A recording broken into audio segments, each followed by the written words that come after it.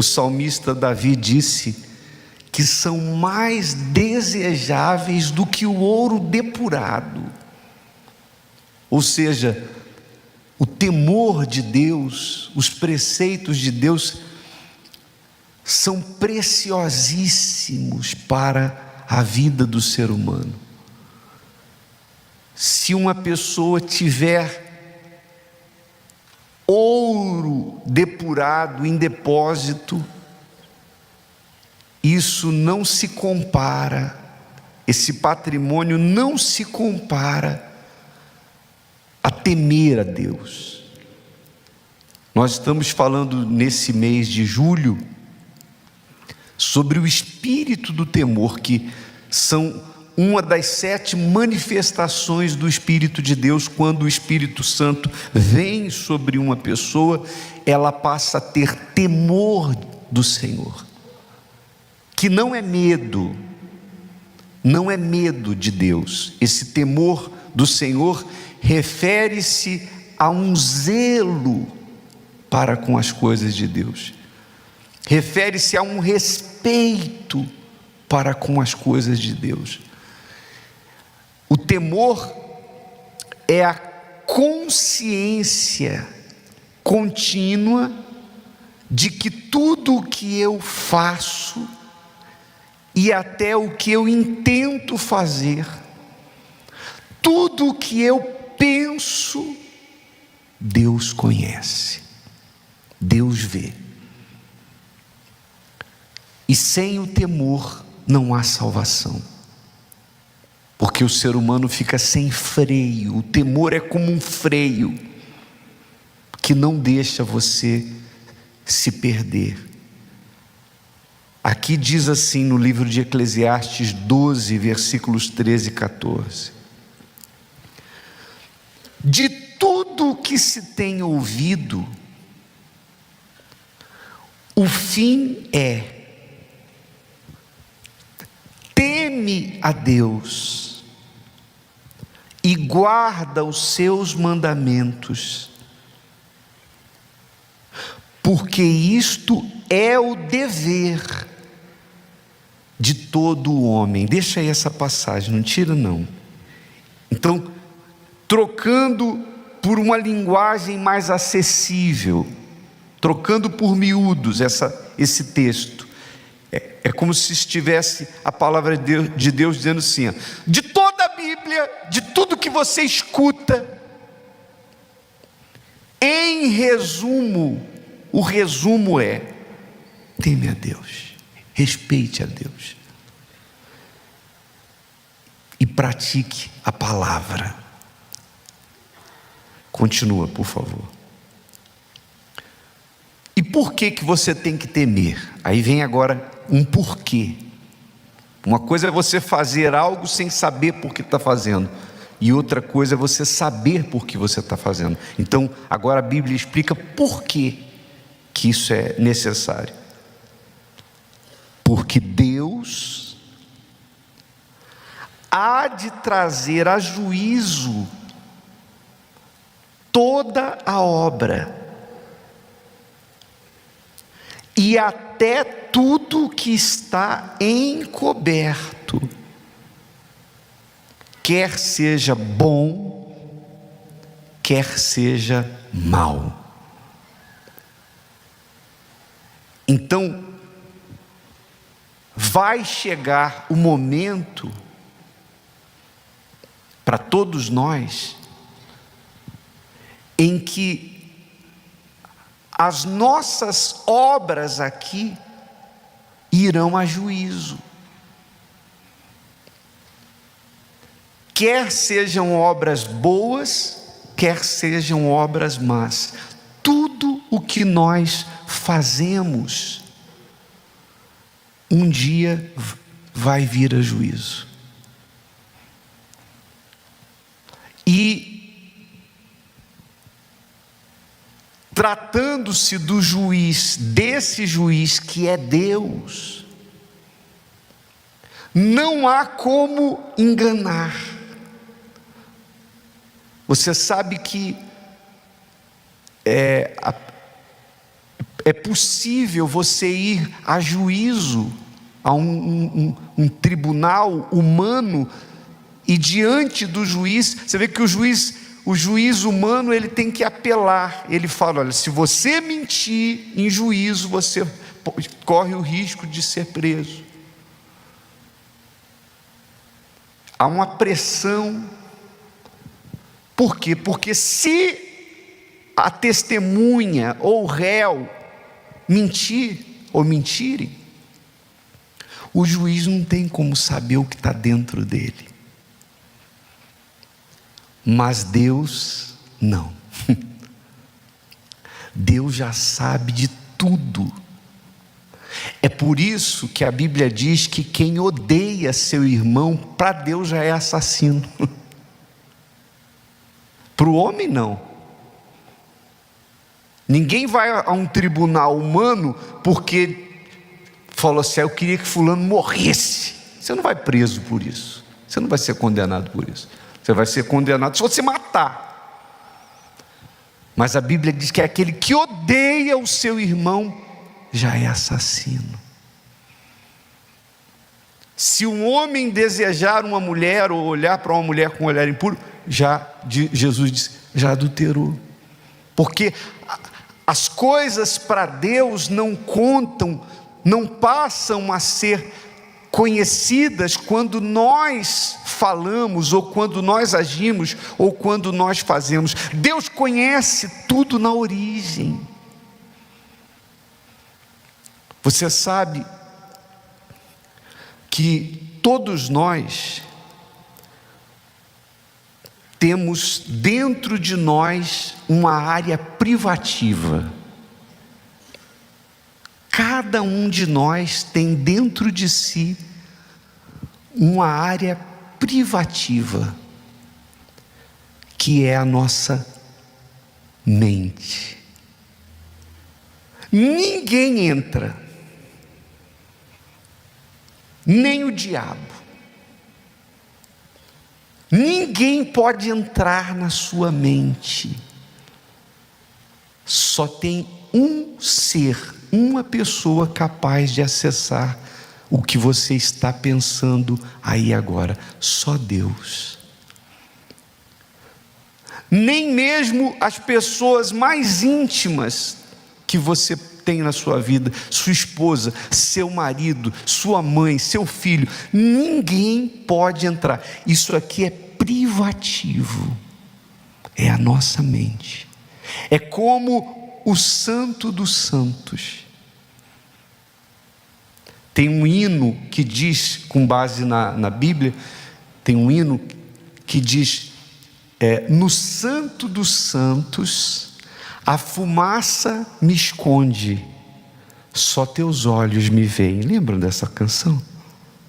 Então, no Santo dos Santos, porque quando o sumo sacerdote, ele entrava no Santíssimo Lugar, além do véu,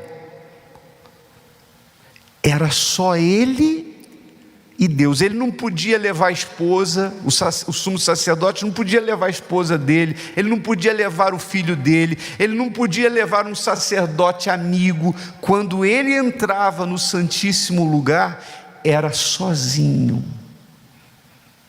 Era uma vez no ano e sozinho. E ali dentro, ele só tinha sobre ele o olhar de Deus e mais nada. Por isso, antes de entrar, ele tinha que refletir, ele tinha que se avaliar, ele tinha que pensar muito bem, ele tinha que estar consagrado, ele tinha que estar em santificação, porque ele ia entrar na presença do Santíssimo, do Deus Todo-Poderoso. Então ele tinha que estar muito bem preparado para aquela ocasião. Então hoje a nossa mente, ela pode ser esse lugar santo, esse lugar onde há temor, santidade, reverência, humildade. Você pode fazer da sua mente um céu, e ali é você e Deus. Você sabe que as pessoas hoje em dia, elas buscam aparentar, principalmente no meio religioso, e isso pode acontecer dentro, inclusive na Igreja Universal. As pessoas se preocupam em aparentar a santidade para as outras pessoas, porque há uma preocupação com a reputação diante dos homens. O que vão achar? O que vão pensar? Então, do lado de fora, a pessoa mostra uma coisa para as outras pessoas, ela se preocupa que as outras pessoas... É por isso que Jesus falou que quando você for dar oferta, uma mão não veja o que a outra fez. Quando você for jejuar, não toque trombeta, a Bíblia diz. Sabe, a pessoa está jejuando e chega perto da outra e fala: ai, está uma guerra hoje, abriu um jejum, olha, não está fácil. Porque Jesus disse que se você tenta aparentar as coisas para o homem, porque você está preocupado com a avaliação do homem e a sua reputação perante o homem, e o homem te louvou, então você já recebeu recompensa, não precisa nada de Deus. Mas as coisas devem ser feitas,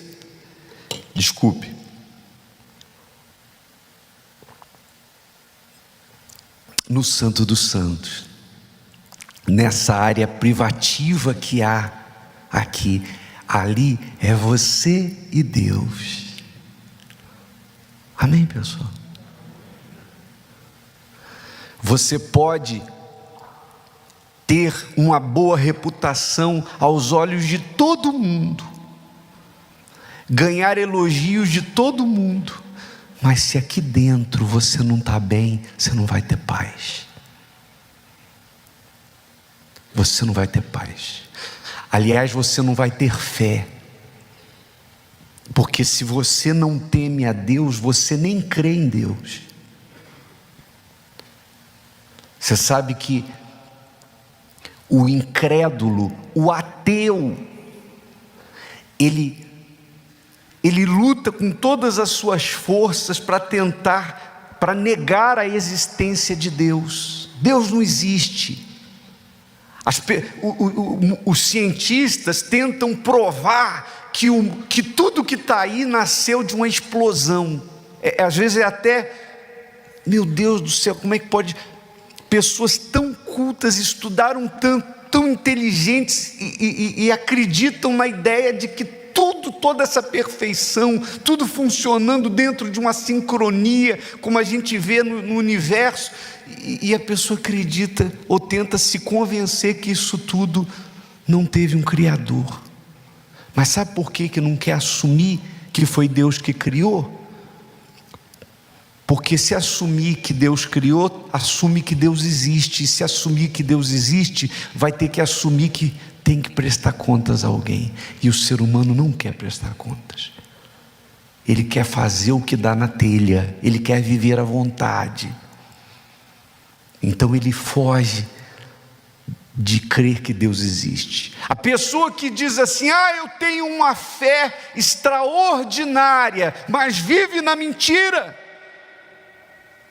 vive no adultério, vive enganando o seu semelhante, vive defraudando, passando o seu próximo para trás, fazendo tudo que é errado, tudo que é ímpio, tudo que é injusto. Não, você não crê em Deus, não crê no inferno, não crê na salvação, não crê na vida eterna, não crê, porque se cresce, não faria o que faz. Não crê na Bíblia. A falta de temor é uma autodeclaração de incredulidade. Viver sem temor a Deus é como assinar uma declaração de incredulidade. Nem em Deus a pessoa crê. E o diabo sabe que sem temor não há vida, não há como ter salvação, não há como ter relacionamento com Deus. E ele trabalha com frases na mente das pessoas. Vou tentar ajudar você com algumas dessas frases, e talvez você possa identificar se esses pensamentos já não martelam a sua cabeça. Tipo, Deus sabe. Deus sabe. Foi o que ele falou para Eva, lembra?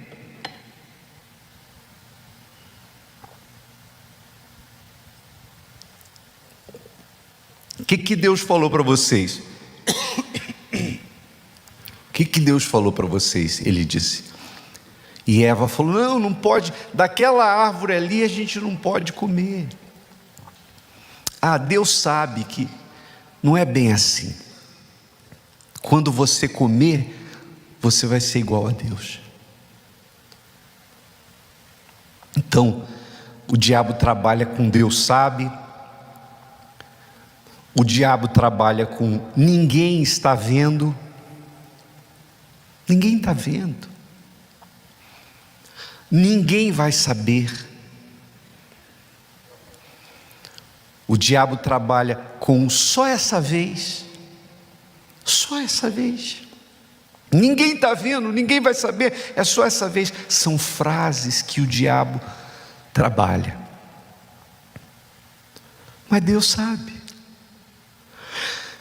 Deus conhece. Você vê que quando Adão pecou, Deus foi lá e o visitou, mas não o encontrou, ele estava escondido, como se pudesse alguém, como se alguém pudesse se esconder de Deus. E aí Deus pergunta: Adão, onde você está, Adão? Como que se não soubesse. Não, é que eu ouvi a tua voz e eu tive medo e me escondi. Teve medo porque estava com culpa no cartório. E aí me escondi. Não tem como se esconder. O salmista Davi, que teve uma experiência amarga com o pecado, escreveu no livro dos Salmos: se eu subo até o céu, lá tu estás. Onde me ausentarei do Senhor? Se eu vou até o abismo, lá tu estás. Não tem como me ocultar do Senhor. E aí Deus vai e pergunta: ô Adão, o que você fez? Como se também não soubesse. Deus sabia. Mas ele perguntou. Sabe por que Deus perguntou? Para dar oportunidade de confissão, para que ele tivesse oportunidade de contar, de se humilhar, de pedir perdão. Mas o homem já começou a jogar culpa nos outros. Foi a mulher que tu me desse, o que me deu, acabou comigo esse negócio. Só me deu essa mulher, ela acabou comigo. E quando Deus foi na mulher, e você? Não, eu não. Foi a serpente que me enganou, o diabo. Ninguém assumiu, porque quando Deus perguntou: o que vocês fizeram? Era para eles vomitarem. Erramos, pecamos. Sabe, no espírito do que a gente está falando da fogueira santa, eu sou Jacó. Eu sou Jacó. Mas não havia, ou eles haviam perdido o temor. Tinham perdido o temor. Então, se nós, guarde bem isso, se nós queremos a salvação, então nós temos que vigiar para não perdermos o espírito de temor. Porque o temor é como um alarme.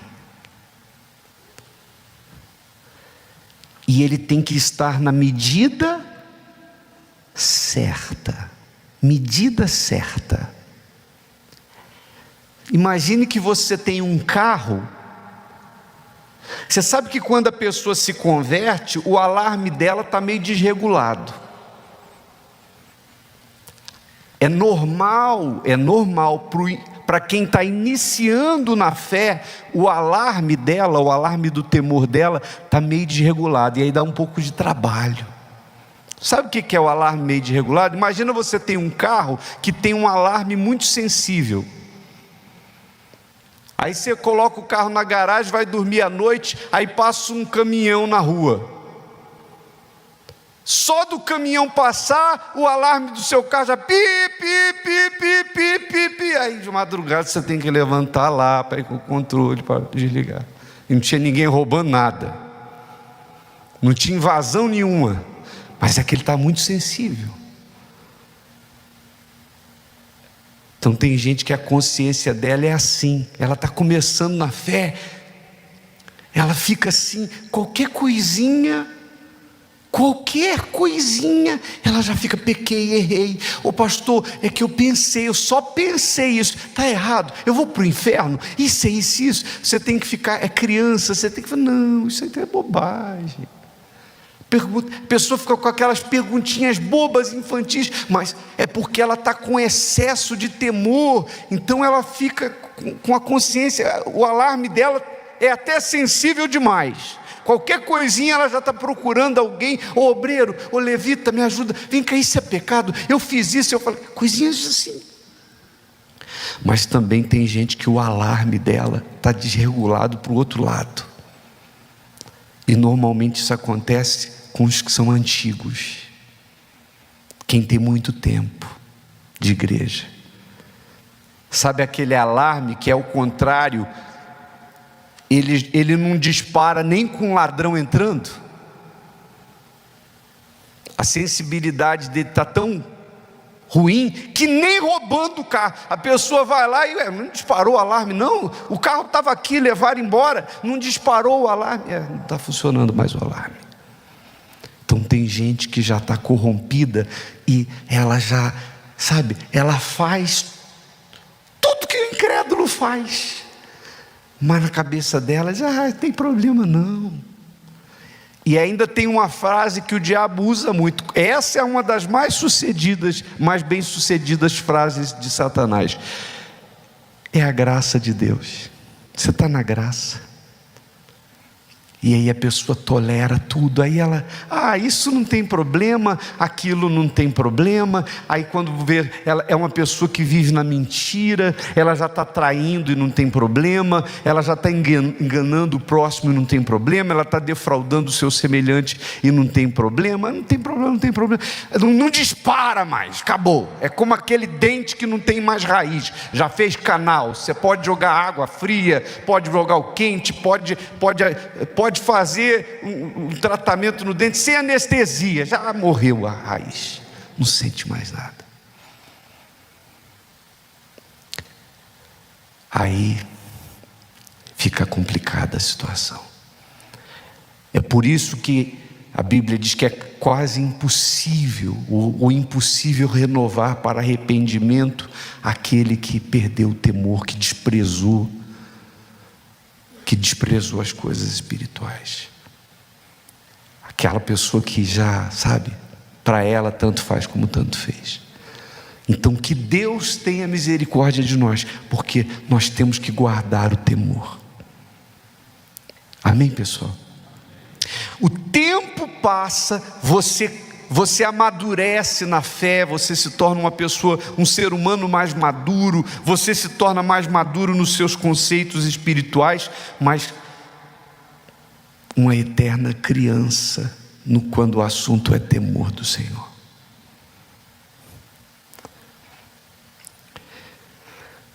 A Bíblia diz aqui em Tiago, Tiago, capítulo 2, versículo 19, está escrito assim, ó. Tiago disse assim, ó: tu crês que há um só Deus? Fazes bem. Também os demônios o creem e estremecem. Os demônios também, porque às vezes a pessoa diz, mas eu creio em Deus. Isso aí, os demônios também creem. Eu conheço a Bíblia. Eles conhecem melhor e não deixam de ser demônios, e ainda estremecem. Sexta-feira agora, na reunião da noite, manifestou aqui uma senhora, 48 anos vivendo na bruxaria. Ela manifestou com guias no braço, enfim, bem caracterizada de que trabalha com isso. Veio buscar ajuda pela primeira vez, incorporou aqui. E quando nós fomos libertar ela, o demônio falou alguma coisa relacionada de Jesus e falou assim: o homem de branco. Eu perguntei, por que você não fala o nome? O demônio respondeu: eu não tenho direito de falar o nome dele. Está vendo?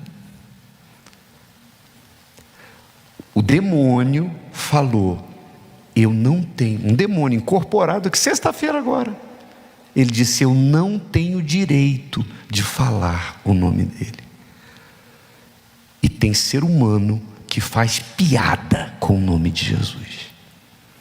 Piada.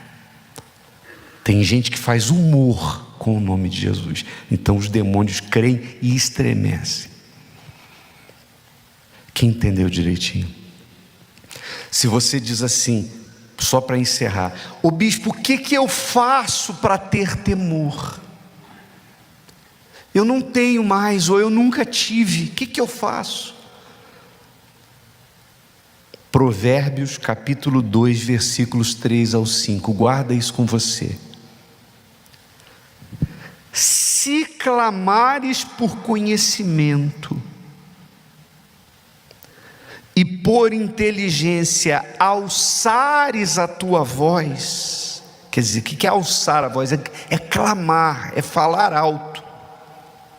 Se como a prata a buscares, e como a tesouros escondidos a procurares, então entenderás o temor do Senhor e acharás o conhecimento de Deus. Então é alçar a voz, é gritar, clamar, desejar mais do que os tesouros escondidos. Me dá temor, Senhor. E aí ele disse: abra a sua Bíblia no livro de Josué, capítulo 3, versículo 5. Disse Josué também ao povo: santificai-vos, porque amanhã fará o Senhor maravilhas no meio de vós. Preste bem atenção nessa frase de Josué para o povo: santificai-vos, porque amanhã fará o Senhor maravilhas no meio de vós. Então veja que tem uma ordem. Antes de Deus se manifestar e fazer maravilhas, era necessário que o povo se santificasse. Continuando: e falou Josué aos sacerdotes, dizendo: levantai a arca da aliança e passai adiante deste povo. Levantaram, pois, a arca da aliança e foram andando adiante do povo. E o Senhor disse a Josué: hoje começarei a engrandecer-te perante os olhos de todo Israel, para que saibam que, assim como fui com Moisés, assim serei contigo. Então, Moisés estava morto. Aqui começava a liderança de Josué, um novo líder. Deus havia levantado Josué, e Josué sabia que a missão que ele tinha diante de si era extremamente difícil, ou para não dizer impossível, porque ele teria que cruzar o Rio Jordão, tendo atrás dele milhões de pessoas. Imagine você passar um rio, você atravessar um rio, tendo que levar animais, crianças, idosos, gente que acabou de nascer e gente que estava morrendo. E uma vez entrando na terra prometida,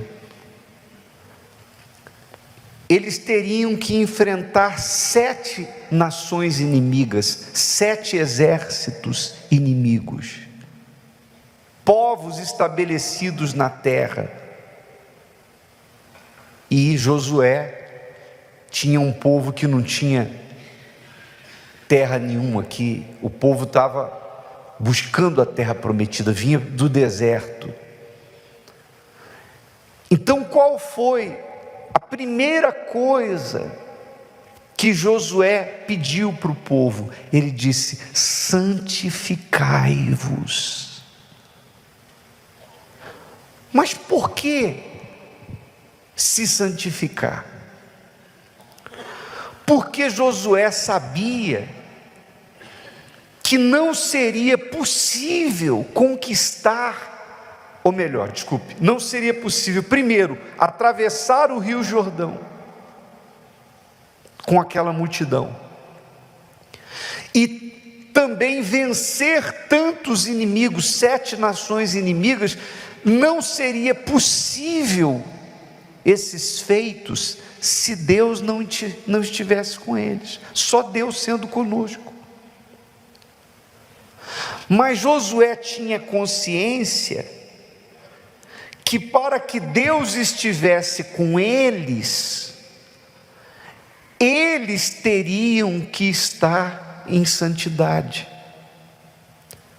Porque como pode alguém esperar que Deus se misture com aquilo que é sujo, com aquilo que é profano, com aquilo que é ímpio? Deus é santo. Logo, Ele habita onde há santidade, não onde há sujeira. Você vê, olha só, que comparação. O Espírito de Deus é chamado de santo. Os demônios na Bíblia são chamados de espíritos, o quê? Imundos. Então, para o diabo, para o mal, quanto mais imundície, quanto mais sujeira houver na vida de uma pessoa, eu não estou falando de sujeira física, mas eu me refiro ao chiqueiro espiritual no qual o mundo vive. Então, para os espíritos imundos, quanto mais impiedade, sujeira houver, melhora o ambiente para a atuação deles, porque o diabo é imundo, então ele gosta disso. Quando uma pessoa mente, ela está servindo o diabo, logo ela o atrai, porque ele é o pai da mentira. Onde há traição, a traição é uma injustiça, então onde há traição, certamente naquele ambiente há espíritos imundos, porque eles se agradam daquilo. Onde há engano, onde há violência, você vê que às vezes a presença do mal é quase que palpável. Tem determinados lugares que você passa e você é quase que palpável a presença do mal. Você vai nessas cracolândias da vida, não tem como você olhar para um ambiente daquele e dizer assim: o Espírito Santo está aqui. Não, você vê os demônios. É óbvio que se alguém ali invocar o Espírito Santo e for sincero, Deus vai ouvir para tirar a pessoa daquela situação. Mas eu digo que aquela situação mostra ali o diabo agindo. Às vezes você entra numa casa e você percebe o ambiente pesado, parece que está escuro mesmo quando a luz está acesa. Mesmo com as luzes acesas, a casa está escura. Doente para cá, viciado para lá, um doente na cama, o outro está nas drogas, o outro está na promiscuidade, está na vida errada. A família não tem diálogo, briga, o pau quebra todo dia. Você vê um ambiente pesado. Então, ali tem o mal. Agora, o que define se o mal vai poder ficar ali ou se é o Espírito de Deus que vai ficar ali? Certamente o mal está se assenhorando ali porque as pessoas estão fazendo a vontade dele, estão, ainda que involuntariamente, estão servindo a ele. E o primeiro passo para alguém que quer mudar de vida é a pessoa tirar da vida dela, da conduta dela, aquilo que é imundo, aquilo que é sujo, aquilo que é profano. Porque sem santidade, está escrito, ninguém verá o Senhor. Amém, pessoal? Ninguém pode esperar que Deus venha sem você primeiro preparar o ambiente. O seu corpo, o nosso corpo, ele é a casa espiritual na qual vai habitar ou o Espírito de Deus ou o Espírito do mal. Se você diz assim: meu Deus, eu quero o Espírito Santo sobre mim, então não adianta só você falar, vem Espírito Santo. É preciso que você faça o seguinte: Espírito Santo, peraí, deixa eu arrumar a casa para poder o Senhor entrar. Então você vou tirar tudo que Ele não gosta.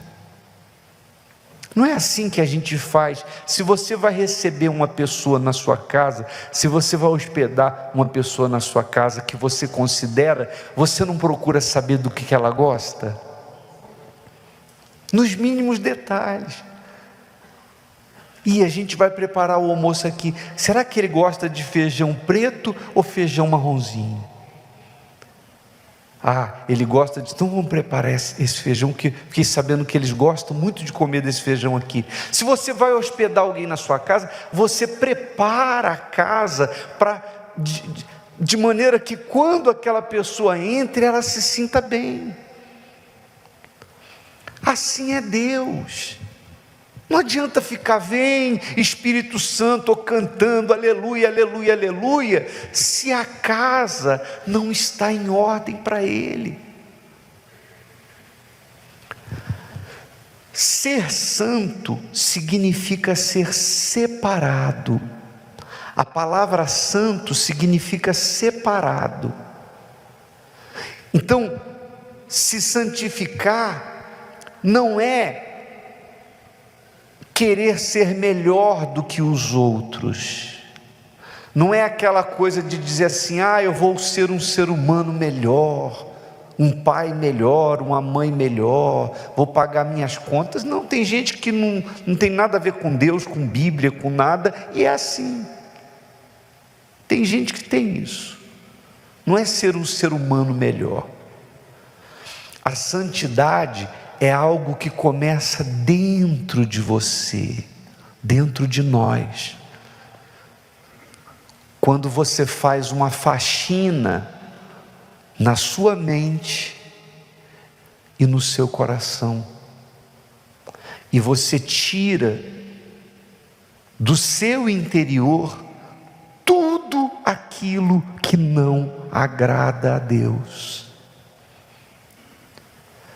Você se limpa, criando um ambiente propício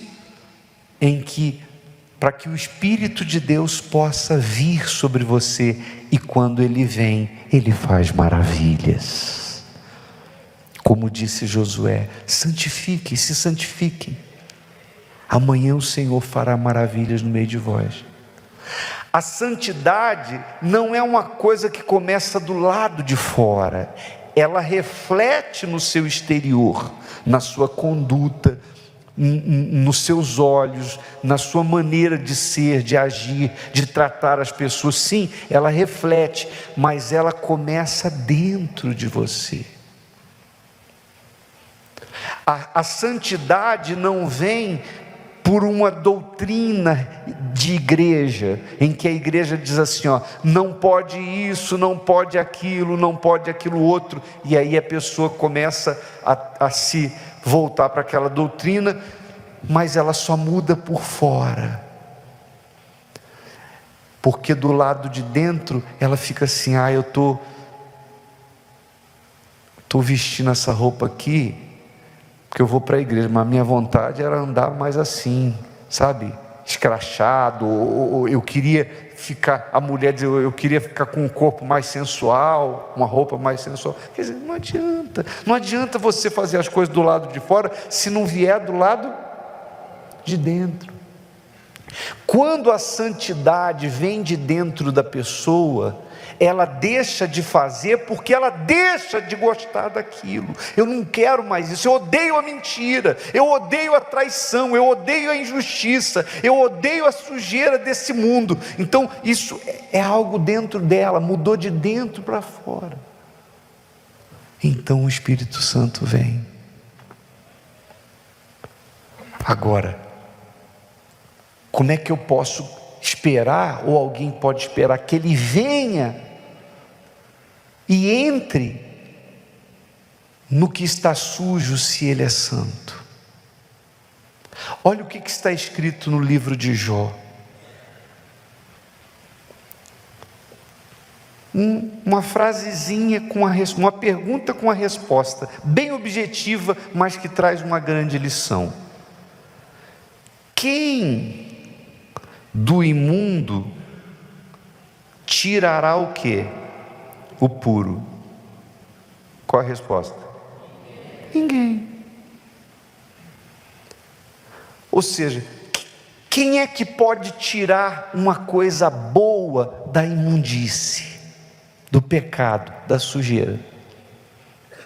O que você vai tirar de bom da sujeira desse mundo? Nada, não tem ninguém. Ninguém consegue tirar coisa pura daquilo que é imundo. Se você vive na prática do pecado, se o seu interior está carregado de mágoa, de ódio, de pecados escondidos, de coisas, sabe, que são desagradáveis a Deus, como é que você vai tirar alguma coisa boa daí?